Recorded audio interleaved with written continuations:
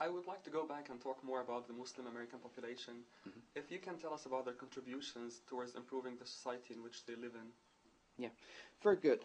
You know, the Muslims in this country have a very long historical relationship with this land, and that relationship has been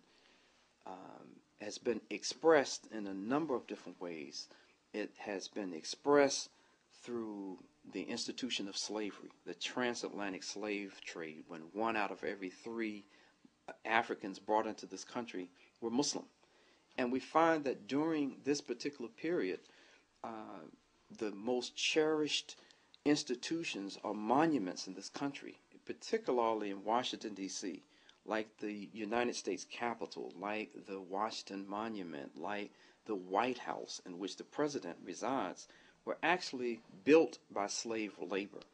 And when you look at the slave labor historically at this time, in places like Washington, D.C., you find that there was a large Muslim slave population. One of them, and I don't want to digress too far, but one of them being a Muslim brother who lived to be over 100 years old by the name of Yarrow Muhammad or Yarrow Mahmoud.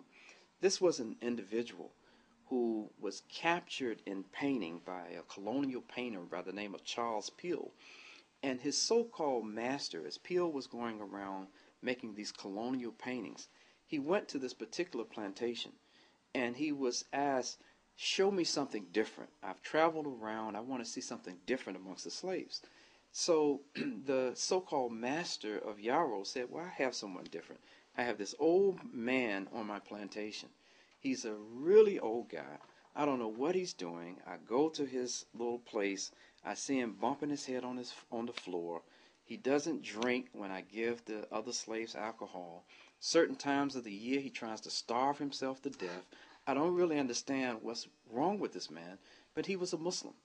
And Yarrow Mahmoud maintained his Islam throughout his sojourn as a slave in this country, and he lived to be over 100 years old. He ended up buying his own freedom and being a part owner in a bank in Washington, D.C.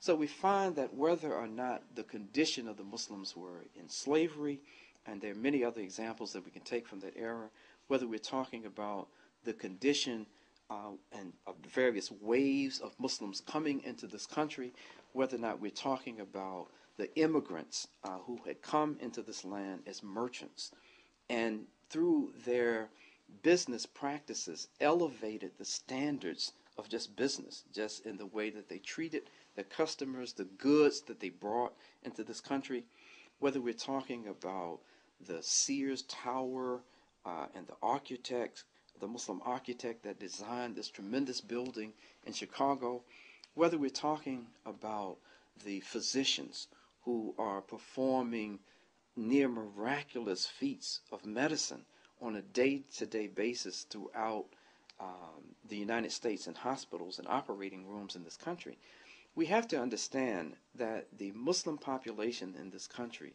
is a very unique population, not just because it's the most diverse ethnic and racial population of Muslims in the world, but it's also the most educated, formally educated.